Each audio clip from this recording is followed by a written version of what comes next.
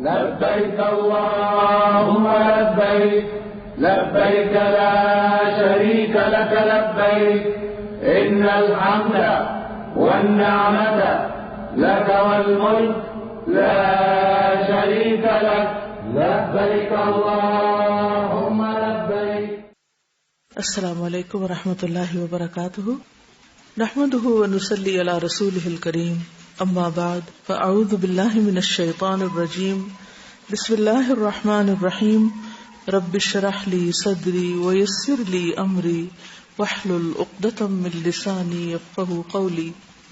نبی صلی اللہ علیہ وسلم نے مدینہ کی جو مسجد ہے مسجد نبوی، اس کی زیارت کے لیے سفر اختیار کرنے کو مشروع قرار دیا ہے.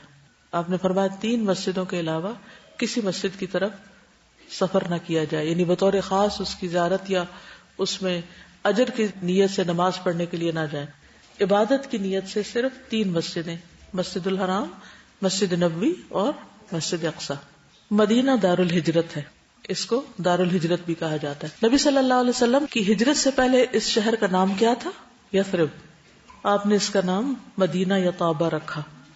اس کو دار الہجرہ بھی کہا جاتا ہے، ہجرت کا گھر. قرآن مجید میں آتا ہے سورۃ الحشر آیت 9 والذین تبوأوا الدار والایمان من قبلہم یحبون من ہاجر الیہم ولا یجدون فی صدورہم حاجۃ مما اوتوا ویؤثرون علی انفسہم ولو کان بہم خصاصہ ومن یوق شح نفسہ فاولئک هم المفلحون.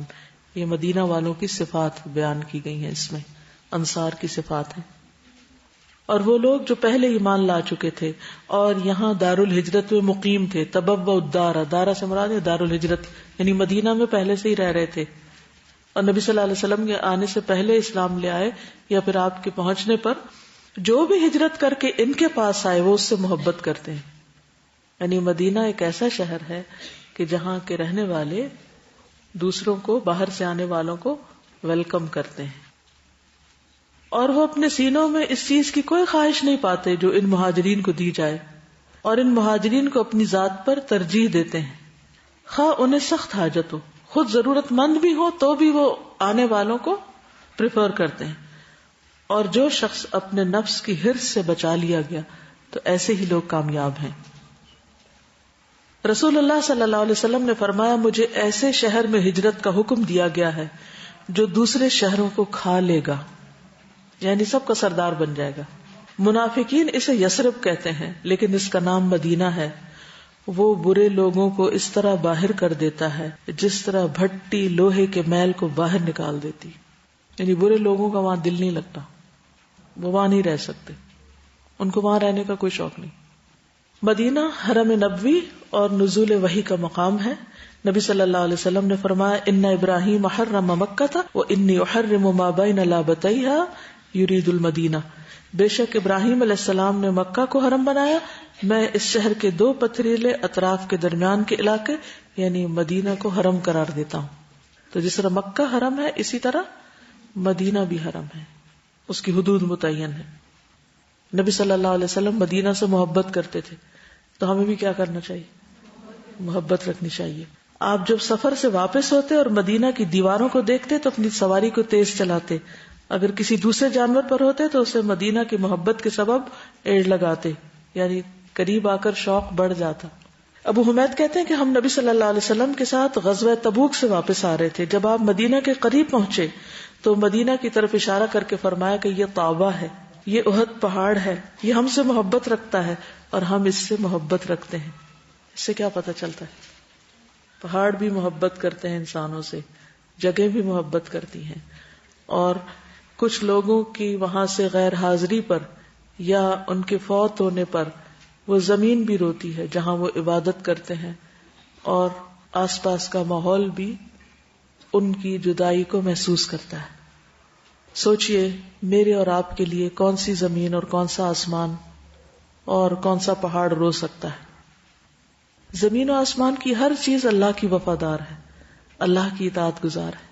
تو جن جگہوں پر اللہ تعالی کی عبادت کی جاتی اور اللہ کی فرما برداری کے کام کیے جاتے ہیں اور مستقل طور پہ کیے جاتے ہیں، تو جب وہ شخص وہاں سے چلا جاتا ہے تو وہ جگہ اس شخص کے لیے اداس ہوتی ہیں اور اس کے حق میں قیامت کے دن گواہی دیں گی. اسی طرح جب کوئی شخص کسی جگہ پر برا کام کرتا ہے اور کرتا رہتا ہے تو جب وہ بندہ مر جاتا ہے تو وہ جگہ شکر کرتی کہ ظالم لوگ یہاں سے رخصت ہوئے. نبی صلی اللہ علیہ وسلم نے مدینہ کے لیے دعا بھی کی. فرمایا اے اللہ جتنی مکہ میں برکت عطا فرمائی ہے مدینہ میں اس سے دگنی عطا فرما. صحیح بخاری کی روایت ہے. حضرت عائشہ کہتی ہیں ہم مدینہ آئے تو وہاں وبا تھی, بیماریاں تھیں, تو حضرت ابوبکر اور حضرت بلال بیمار ہو گئے. جب رسول اللہ صلی اللہ علیہ وسلم نے اپنے اصحاب کی بیماری دیکھی تو دعا فرمائی کہ اے اللہ جیسا کہ تو نے ہمارے لیے مکہ کو محبوب بنایا تھا مدینہ کو ہمارے لیے اس سے بھی زیادہ محبوب بنا دے, اور مدینہ کو صحت کی جگہ بنا دے, اور ہمارے لیے مدینہ کے ساع میں اور مد میں یعنی پیمانے ہیں ان میں برکت عطا فرما, اور مدینہ کے بخار کو جہفہ کی طرف پھیر دے. مدینہ کے آس پاس فرشتوں کا پہرا ہے. ابو ہریرہ کہتے ہیں مدینہ کے راستوں پر فرشتے ہیں, نہ اس میں طاعون آ سکتا ہے نہ دجال. ابو بکرہ کہتے ہیں نبی صلی اللہ علیہ وسلم نے فرمایا مدینہ پر دجال کا روب بھی نہیں پڑے گا, مدینہ والے اس کا خوف بھی محسوس نہیں کریں گے. پھر محجن بن ادرا سے مروی ہے کہ ایک مرتبہ رسول اللہ صلی اللہ علیہ وسلم نے خطبہ دیتے ہوئے 3 مرتبہ فرمایا یوم الخلاص آنے والا ہے. اور یوم الخلاص کیسا دن ہوگا؟ آپ نے 3 بار یہ کہا. کسی نے پوچھا یوم الخلاص سے کیا مراد ہے؟ آپ نے فرمایا دجال آ کر احد پہاڑ پر چڑھ آئے گا اور مدینہ منورہ کی طرف دیکھ کر اپنے ساتھیوں سے کہے گا کیا تم یہ سفید محل دیکھ رہے ہو؟ یہ احمد کی مسجد ہے. پھر وہ مدینہ کی طرف آئے گا تو اس کے ہر دروازے پر فرشتے کو پائے گا کہ وہ تلوار سونتے ہوئے ہوگا, تو وہ جرف کی شور زدہ زمین پر اپنا خیمہ لگائے گا, اور مدینہ میں 3 مرتبہ زلزلہ آئے گا جس سے گھبرا کر مدینہ میں کوئی منافق اور فاسق مرد اور عورت ایسا نہیں رہے گا جو دجال کے پاس نہ چلا جائے, اور یہی دن یوم الخلاص ہوگا. یعنی ہر منافق اور ہر غلط کار شخص اس زلزلے کی وجہ سے ڈر کے مدینہ سے نکل بھاگے گا اور دجال سے جا ملے گا, لیکن دجال اندر نہیں آ پائے گا. اور آپ دیکھیں گے یہ آپ صلی اللہ علیہ وسلم نے اس وقت بات فرمائی تھی, اور یہ سفید محل اس وقت مسجد نبوی کسی محل سے کم نہیں. مدینہ بھٹی کی طرح ہے. نبی صلی اللہ علیہ وسلم نے فرمایا مدینہ طیبہ ہے, سرکشوں کو اس طرح اپنے سے دور کر دیتا ہے جیسے آگ کی بھٹی چاندی کے میل کو چال کو دور کر دیتی. مدینہ کی مشکلات پر صبر کا اجر ہے. یعنی اگر آپ کو وہاں جا کر کسی قسم کی کوئی تنگی ہو, پریشانی ہو, تو اس کا ذکر نہیں کرنا چاہیے, صبر سے کام لینا چاہیے. آپ نے فرمایا یہ مدینہ ان کے لیے بہتر ہے, کاش کہ وہ جان لیں. اور کوئی مدینہ کو نہیں چھوڑتا مگر اللہ اس سے بہتر شخص وہاں بھیج دیتا ہے. جو آدمی بھی مدینہ کی بھوک پیاس اور مشقت پر صبر کرے گا تو میں قیامت کے دن اس کی سفارش کروں گا اور اس کے حق میں گواہی دوں گا. مدینہ میں مرنے کی بھی فضیلت ہے. ابن عمر سے روایت ہے کہ رسول اللہ صلی اللہ علیہ وسلم نے فرمایا تم میں سے جو یہ کر سکے کہ مدینہ میں مرے تو ایسا ضرور کرے, اس لیے کہ میں مدینہ میں مرنے والے کے حق میں گواہی دوں گا. کسی نے اپنے سسر کا ذکر کیا کہ وہ مدینہ میں رہتے تھے, ساری زندگی انہوں نے تقریباً وہاں گزاری, پھر بڑی عمر میں وہ وہاں سے نکلتے نہیں تھے اس ڈر سے کہ کہیں میں نکلوں گا تو میں کہیں فوت ہی نہ ہو جاؤں باہر, تو مدینہ میں ہی مرنا چاہتا ہوں. ہر شخص کی اپنی اپنی پرائرٹیز ہوتی ہیں. مدینہ عیر سے لے کر سور تک حرم ہے, لہٰذا جو کوئی اس میں نیا کام کرے گا, یعنی بدعت نکالے گا یا نئے کام نکالنے والے کو جگہ دے گا, اس پر اللہ, فرشتوں اور سب انسانوں کی لعنت, اس سے قیامت کے دن نفل اور فرض قبول نہ کیے جائیں گے. مسجد نبوی میں 40 نمازیں پوری کرنے کی کوئی شرط نہیں ہے. ایک ضعیف روایت ہے جس کی بنا پر لوگ اس کا بہت اہتمام کرتے ہیں, لیکن اس کا یہ مطلب نہیں کہ انسان مسجد ہی نہ جائے اور گھر میں بیٹھ کے نماز پڑھ لے. وہاں ایک نماز کا اجر کتنا ہے؟ جی ہاں, 1000 نماز برابر, تو اس لیے اس اجر سے محروم نہیں رہنا چاہیے. مدینہ کی کھجور عجوہ سے بھی بھرپور فائدہ اٹھانا چاہیے.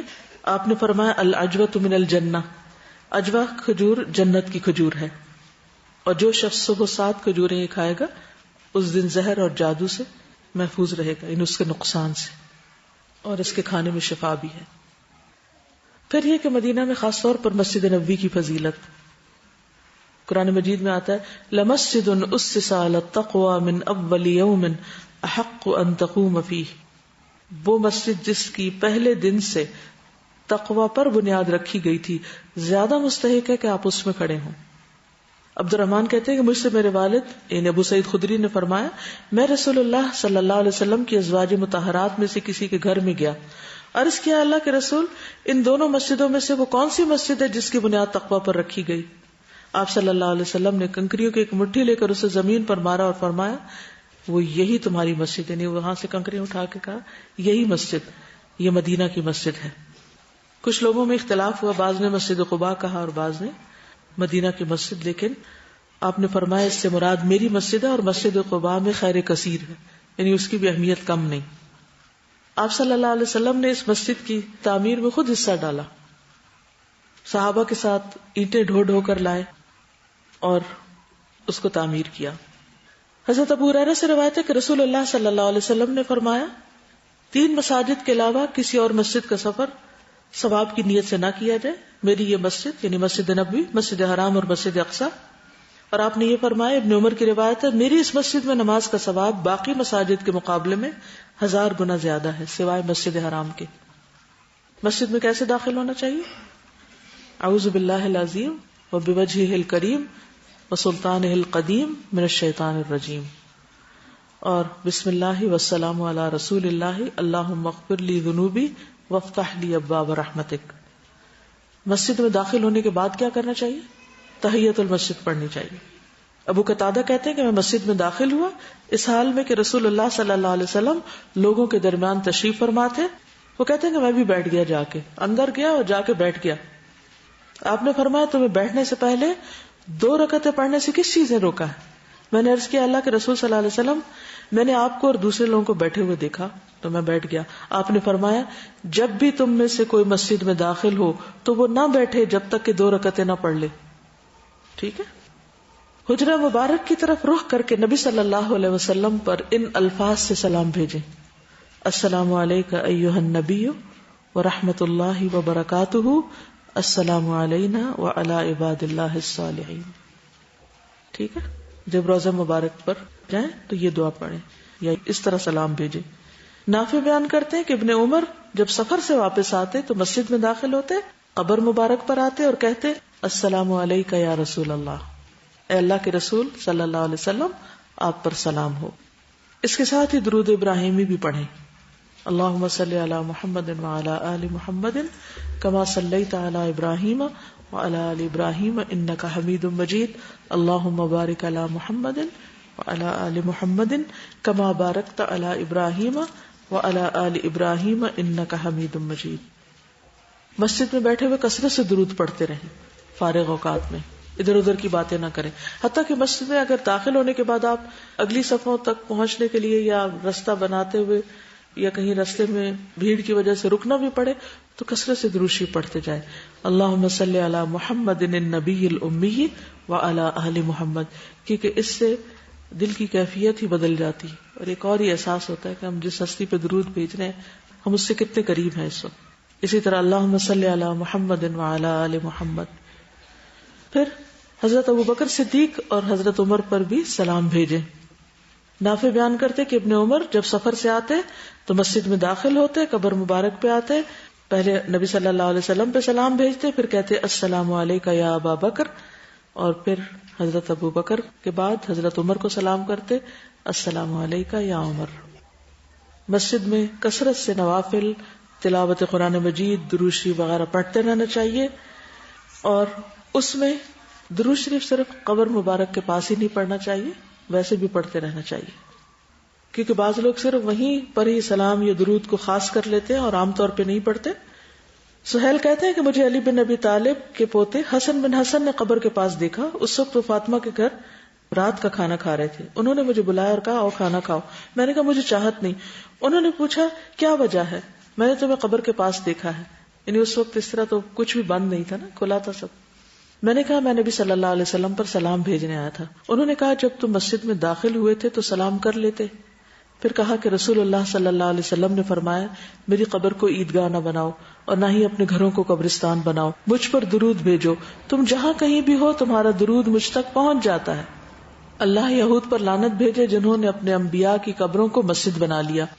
پھر کہا تم اور اندلس میں موجود شخص نبی صلی اللہ علیہ وسلم پر درود بھیجنے کے معاملے میں برابر ہو۔ یعنی ایک شخص وہاں بیٹھا ہے ہزاروں میل دور اور تم یہاں، دونوں کا درود برابر ہی پہنچے گا آپ کو. تو کہیں بھی پڑھ سکتے ہو، صرف قبر کے پاس بیٹھ کر ہی نہیں پڑھنا، یا صرف مسجد نبوی میں ہی نہیں بلکہ ہر جگہ. اور وہاں پہ اگر ہو سکے تو سیرت رسول صلی اللہ علیہ وسلم کا مطالعہ کریں، خصوصاً مدنی دور کا، کیونکہ اس سے بہت سی چیزیں بہت اچھی طرح پھر سمجھ میں بھی آتی ہیں. لیکن روضۃ الجنہ جو ہے یا ریاض الجنہ، اس تک پہنچنے کے لیے دھکم پیل اور لوگوں کو اذیت نہ دیں، یا نماز پڑھنے والوں کے آگے سے نہ گزریں. اگر نفل کا موقع مل جائے تو بہت اچھا، اور اگر نہ بھی نفل پڑھ سکے کیونکہ جگہ ہی نہیں ہے تو بھی وہاں تھوڑی دیر رک کر واپس آ جائیں. نبی صلی اللہ علیہ وسلم نے فرمایا، میرے حجرے اور ممبر کے درمیان والی جگہ جنت کے باغوں میں سے ایک باغ ہے، اور میرا ممبر میرے حوض پر واقع ہے. اور امام بخاری نے اسی جگہ پر صحیح بخاری لکھی تھی. مدینہ منورہ میں کچھ اور مقامات بھی ہیں، مثلا مسجد قباء. مسجد قباء جو ہے اس کی زیارت بھی ضروری ہے. نبی صلی اللہ علیہ وسلم ہر ہفتے کو مسجد قباء آتے، کبھی پیدل کبھی سواری پر. عبداللہ بن عمر بھی ایسا ہی کرتے. عامر بن سعد اور عائشہ بنت سعد سے مروی ہے، ان دونوں نے اپنے والد سعد بن ابی وقاص کو کہتے ہوئے سنا کہ مجھے بیت المقدس میں نماز پڑھنے سے زیادہ پسندیدہ یہ ہے کہ میں مسجد قباء میں نماز پڑھوں. مسجد قباء جاتے ہوئے باوضو ہو کر گھر سے نکلنا. رسول اللہ صلی اللہ علیہ وسلم نے فرمایا، جو اپنے گھر سے خوب اچھی طرح وضو کرے پھر مسجد آ کر نماز پڑھے، اس کو عمرہ کے برابر اجر ملے گا. کس مسجد میں جا کر؟ مسجد قباء میں جا کر نماز پڑھے. اس کے علاوہ بقیع غرقد، ممکن ہو تو جنت البقیع میں مدفون لوگوں کی مغفرت کی دعا کے لیے جائیں. رسول اللہ صلی اللہ علیہ وسلم مدینہ طیبہ کے قبرستان بقیع غرقد، جس کو جنت البقیع کہتے ہیں، اور شہدائے احد کی قبروں کی زیارت کے لیے جایا کرتے تھے اور ان کے لیے دعا بھی کرتے تھے. السلام علیکم دار قوم مؤمنین واتاکم ما توعدون غدا مؤجلون وانشاء اللہ بکم لاحقون اللہم اغفر لأہل بقیع الغرقد. اے مومنو، تمہارے اوپر سلام ہو، تمہارے پاس وہ چیز آ چکی ہے جس کا تم سے وعدہ کیا جاتا تھا کہ مستقبل میں تم کو ملے گی، یعنی موت کے بعد تم اس موقع پر یا اس وعدے کو پہنچ چکے ہو. اگر اللہ نے چاہا تو ہم تم سے ملنے والے ہیں. اے اللہ بقیع غرقد والوں کی مغفرت فرما. پھر جبل احد، احد کا پہاڑ، نبی صلی اللہ علیہ وسلم نے فرمایا تھا کہ احد ہم سے محبت کرتا ہے اور ہم اس سے محبت کرتے ہیں. یہ وہی پہاڑ ہے جس پر ایک مرتبہ نبی صلی اللہ علیہ وسلم، حضرت ابو بکر، حضرت عمر اور عثمان جب اس پہ چڑھے تھے تو احد کانپ اٹھا تھا. آپ نے فرمایا، احد سکون کر، اس وقت تجھ پر ایک نبی، ایک صدیق اور 2 شہید کھڑے. صدیق ابو بکر اور 2 شہید حضرت عمر اور عثمان. کچھ چیزوں سے پرہیز بھی کرنا چاہیے، جن میں خاص طور پر روضہ مبارک کے ساتھ لگی ہوئی جالیاں جو ہیں ان کو چھونا اور چومنا اور ان سے چمٹنا یا اپنی آوازیں بلند کرنا. اسی طرح آپ کی قبر مبارک پر آوازوں کا بلند کرنا، شور ہنگامہ کرنا، قبر مبارک کی طرف دیکھ کے دعا کرنا، یعنی یا پھر رکوع کرنا یا اس طرف منہ کر کے سجدہ کرنا یا اس کے پاس ہی تلاوت وغیرہ کے لیے بیٹھ جانا یا اس کا طواف کرنا، یہ تمام چیزیں اس میں سے کچھ تو ہے ہی شرک اور کچھ شرک کی طرف لے جانے والی ہیں، لہٰذا ان چیزوں سے پرہیز کرنا چاہیے. چند باتیں مسجد کے آداب سے متعلق. حاجیوں کے لیے بھی اور عام لوگوں کے لیے بھی مسجد کے آداب کو ملحوظ رکھنا بہت ضروری ہے، اور اس کی یاد دہانی آپ کو کرانا ضروری سمجھتی ہوں، کیونکہ خصوصاً خواتین جب وہ حج یا عمرے کے لیے جاتی ہیں تو مسجد کے آداب انہیں معلوم نہیں ہوتے، اس لیے بہت سی ایسی چیزیں سرزد ہو جاتی ہیں کہ جو نہیں ہونی چاہیے. مسجد جاتے وقت گھر سے وضو کر کے چلنا چاہیے، الا یہ کہ ضرورت پیش آ جائے تو وہاں ایمرجنسی میں دوبارہ کر لیا جائے، ورنہ اگر سارے لوگ وہاں پہنچ کے وضو کریں گے تو اس کے 2-3 نقصان ہیں. ایک تو یہ ہے کہ وہاں ایک رش بہت ہو جائے، لوگ کیچڑ کر دیتے ہیں. تیسرا ہے کہ مسجد کے ریسورسز بلا وجہ ہم فری میں یوز کرتے ہیں، جو کہ ہمارا حق نہیں ہے. وہ ایک فیسلٹی ضرور ہے لیکن یہ ہے کہ اس کو مس یوز نہیں کرنا چاہیے. تو اپنے گھر سے ہی وضو وغیرہ کر کے صاف ستھرے ہو کر نماز کے ارادے سے نکلنا چاہیے. نبی صلی اللہ علیہ وسلم نے فرمایا، جو آدمی اپنے گھر سے وضو کرے پھر وہ اللہ کے گھروں میں سے کسی گھر کی طرف چلے تاکہ وہ اللہ کے فرائض میں سے ایک فرض کو پورا کرے تو اس کے قدموں میں سے ایک سے گناہ مٹیں گے، دوسرے قدم سے درجہ بلند ہوگا.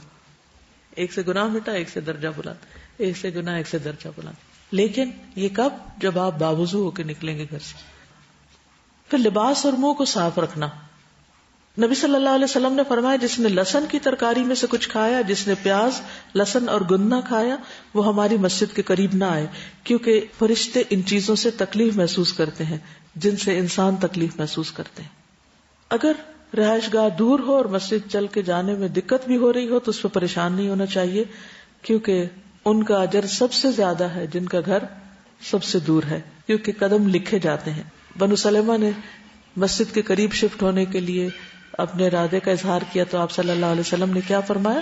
دیارکم دیارکم تکتب آثارکم، جہاں رہ رہے ہو وہیں رہو، تمہارے آثار لکھے جاتے ہیں، قدم لکھے جاتے ہیں. پیدل جانے پر بھی اجر ہے. نبی صلی اللہ علیہ وسلم نے فرمایا ان لوگوں کو قیامت کے روز کامل نور کی خوشخبری دو جو اندھیروں میں مسجدوں کی طرف چل چل کے آتے ہیں. اب تو اگر آپ گاڑی پر بھی جائیں تو بھی آپ کو چلنا پڑے گا کیونکہ پارکنگ کافی دور ہوتی ہے.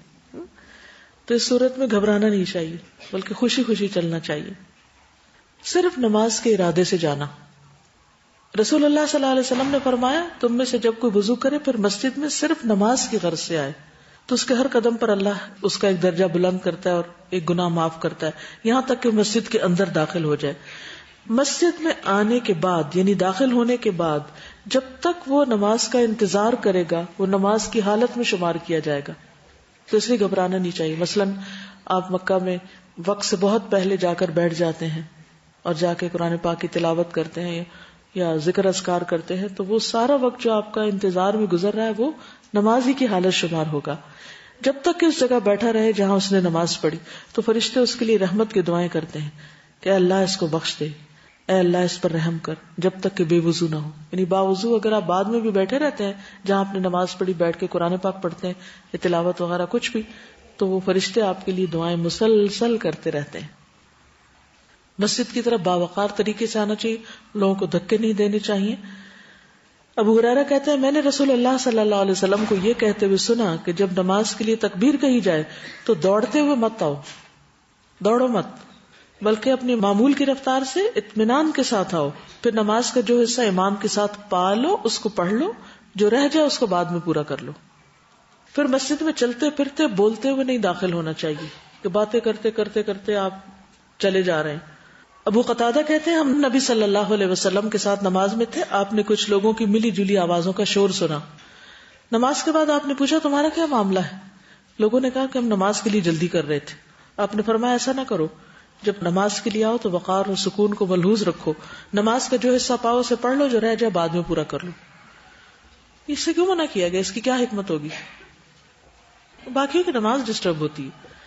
مسجد جاتے ہوئے انگلیوں میں انگلیاں نہیں ڈالنی چاہیے. ابو اسامہ کعب بن عجرہ کو ملے جو مسجد جا رہے تھے، دونوں میں سے ایک نے دوسرے کو پایا.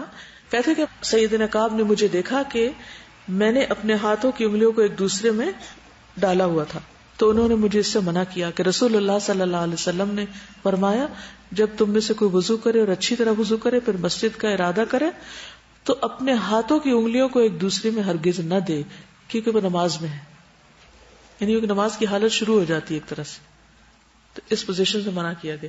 اس پوزیشن سے روکا کیوں گیا ہوگا؟ آپ کو کیا حکمت نظر آتی ہے؟ کیونکہ یہ ایک بہت ریلیکسیشن کی اور ایک کھیلنے والی کنڈیشن ہے. ہم اپنے ہاتھوں سے کھیلتے بھی رہتے ہیں نا، کبھی یوں کرتے ہیں، کبھی انگلیوں کو یوں کرتے ہیں، کبھی دیر پھر اس کے ساتھ کیا کچھ بناتے رہتے ہیں، ہے نا. تو اس عمل سے پرہیز کرنے کو کہا گیا ہے کیونکہ اس میں انسان غافل ہو جاتا ہے نا. تو انگلیاں اس طرح بھی دی جا سکتی ہیں، اس طرح بھی ہو سکتی ہیں، کسی اور طرح بھی ہو سکتی ہیں. تو ان سب چیزوں سے منع کیا گیا. مسجد میں جہاں جگہ ملے وہیں بیٹھ جائے. لوگوں کو پھلانگ پھلانگ کے اور لوگوں کو تکلیف دے کے آگے نہیں گھسنا چاہیے، الا یہ کہ پیچھے کوئی جگہ نہ ہو اور پہلے جانے والے کھلے ہو کے بیٹھے ہوں اور رستے میں ہی بیٹھ چکے ہوں.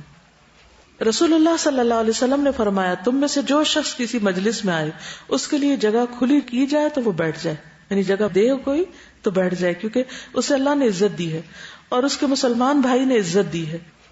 اگر اس کے لیے جگہ کشادہ نہ کی جائے تو دیکھے کہ مجلس میں کہاں جگہ ہے پھر وہاں بیٹھ جائے. ان لوگوں کو تنگ نہ کرے. مسجد میں گندگی نہ پھیلائی جائے. حضرت عائشہ فرماتی کہ رسول اللہ صلی اللہ علیہ وسلم نے محلوں میں مسجد بنانے کا حکم فرمایا اور یہ کہ وہ پاک اور صاف رکھی جائیں اور ان میں خوشبو لگائی جائے. مجھے یاد ہے کینیڈا میں جب الہدا کے اندر ہی مسجد بنی تو ہماری ایک اسٹوڈنٹ تھی، انہوں نے اپنا یہ ذمہ لے لیا کہ میں ہر جمعے کو یہاں بخور کروں گی. بخور ہوتا ہے نا وہ جو خوشبو جس سے دھواں نکلتا ہے, تو اس کو چلا کے وہ پوری مسجد میں ہر جمعے کو جمعہ شروع ہونے سے پہلے آ جاتی ہیں اور وہ لازمی طور پر بخور کرتی تھی اس کو. تو یہ نبی صلی اللہ علیہ وسلم کا حکم ہے کہ مسجدوں میں خوشبو لگائی جائے اور گندگی سے پرہیز کیا جائے. نبی صلی اللہ علیہ وسلم نے فرمایا جس شخص نے قبلہ رخ تھوک دیا وہ قیامت کے دن اس حال میں آئے گا کہ اس کا تھوک اس کی دونوں آنکھوں کے درمیان پیشانی پر ہوگا. وہ منہ پہ تھوک لے کے آئے گا. تو مسجدیں تھوکنے کے لیے نہیں ہوتی اور قبلہ رخ نہیں تھوکنا چاہیے بیٹھ کے انسان کو. انس بن مالک سے روایت ہے کہ ہم رسول اللہ صلی اللہ علیہ وسلم کے ساتھ مسجد میں بیٹھے تھے کہ اتنے میں ایک دیہاتی آیا اور مسجد میں پیشاب کرنے لگا. تو اصحاب رسول نے فرمایا ٹھہر جا. فرمایا اس کو چھوڑ دو, مت روکو, کیونکہ اگر اس کو روکتے تو اٹھ کے اسی حال میں چلتا تو زیادہ گندگی پھیلتی. تو رسول اللہ صلی اللہ علیہ وسلم نے پیشاب کرنے کے بعد اس کو بلوایا اور فرمایا کہ مسجد اللہ کے ذکر کے لیے اور یہ اس کام کے لیے نہیں ہے. یہ مسجدیں اللہ کے ذکر, نماز پڑھنے اور قرآن پڑھنے کے لیے بنائی گئی ہیں. یہ اسی طرح آپ نے فرمایا. پھر ایک آدمی کو حکم دیا, وہ پانی کا ڈول لایا اور آپ نے اس سے اس کو بہا دیا. یعنی اگر کوئی شخص کسی بھی طرح کی کوئی گندگی چھوڑ جائے تو ہمارا کیا فرض بنتا ہے, اس کو اٹھا لیں. مسجد میں آوازیں بلند نہیں کرنی چاہیے, چیخنا چلانا نہیں چاہیے. اسی طرح اللہ کے سوا کسی اور کی عبادت وہاں نہیں ہونی چاہیے. وَأَنَّ الْمَسَاجِدَ لِلَّهِ فَلَا تَدْعُوا مَعَ اللَّهِ أَحَدًا. پھر مسجد میں بیٹھ کے لوگوں کو غلط مسائل نہیں بتانے چاہیے, کیونکہ بعض لوگ وہاں بیٹھ کے فتوے دینے شروع کر دیتے ہیں. پھر اپنے سترہ کا خیال رکھنا چاہیے. بعض لوگ فرض نماز کے بعد جب سنتیں پڑھتے ہیں تو سترہ نہیں رکھتے. سترہ کیا, آگے رکاوٹ رکھیں, مثلا اپنا بیگ رکھ لیں, ضروری ہے تاکہ دوسرے لوگ گناہگار نہ ہوں گزر کے. نمازیوں کے آگے سے نہیں گزرنا چاہیے. نبی صلی اللہ علیہ وسلم نے فرمایا نمازی کے آگے سے گزرنے والے کو اگر معلوم ہو جائے کہ اس پر کتنا گناہ اور عذاب ہے تو اس کے بدلے 40 کھڑا رہنا پسند کرے. اب 40 دن یا سال یہ نہیں بتایا, لیکن 40 کا لفظ بتایا, بجائے اس کے کہ اس کے آگے سے وہ گزرے. تو اس بات کا بہت اہتمام کریں کہ کسی نماز پڑھتے بندے کے آگے سے نہ گزرے. دونوں کی ذمہ داری ہے, گزرنے والے کی بھی کہ وہ دیکھ کے گزرے, اور نماز پڑھنے والے کی بھی کہ وہ گناہگار نہ کرے اور سترہ رکھے. صف بندی پہ خصوصی توجہ دینے کی ضرورت ہے. نبی صلی اللہ علیہ وسلم نے فرمایا صفیں درست رکھا کرو کیونکہ تمہاری صفیں ملائکہ کی صفوں کے مشابہ ہوتی ہیں. کندھے ملا لیا کرو, اور کندھوں کو آگے پیچھے نہیں ہونا چاہیے. درمیان میں خلا کو پر کر لیا کرو, اور اپنے بھائیوں کے ہاتھوں میں نرم ہو جایا کرو. اگر کوئی کہے کہ ساتھ مل جاؤ تو ساتھ مل جائے, اور شیطان کے لیے جگہ نہ چھوڑو. جو شخص صف کو ملاتا ہے اللہ اسے جوڑتا ہے, اور جو صف کو توڑتا ہے اللہ اس کو توڑتا ہے, یعنی اپنی رحمت سے کاٹ دیتا ہے. نبی صلی اللہ علیہ وسلم نے فرمایا قسم ہے اس ذات کی جس کے ہاتھ میں میری جان ہے, میں دیکھتا ہوں کہ چھوٹی بھیڑوں کی طرح شیاطین صفوں کے بیچ میں گھس جاتے ہیں. تو میں نماز میں کیا خشوع ہوگا اگر اس میں گیپس ہوں گے, تو شیطان گھوم پھر رہا ہے بیچ میں. اسی طرح پہلی صف پوری کرنی چاہیے. پھر نماز کا انتظار کرتے وقت لغو باتیں نہیں کرنی چاہیے. پھر اسی طرح مسجد میں بیٹھ کے بلند آواز سے تلاوت نہیں کرنی چاہیے. اس سے کیا ہوگا, دوسرے لوگوں کو تکلیف ہوگی, کیونکہ ہر کوئی اپنے اپنے ذکر, عبادت اور دعا وغیرہ میں مصروف ہے. اب یہ ہے کہ جب حج کرنے کے بعد آپ واپس لوٹیں اپنے گھروں کو, تو باقی زندگی کو بھی حج کے مطابق گزاریں. چلیے آپ کا حج تو یہاں مکمل ہوا. اب اجازت. سبحانک اللہم و بحمدک اشہد ان لا الہ الا انت استغفرک و اتوب الیک.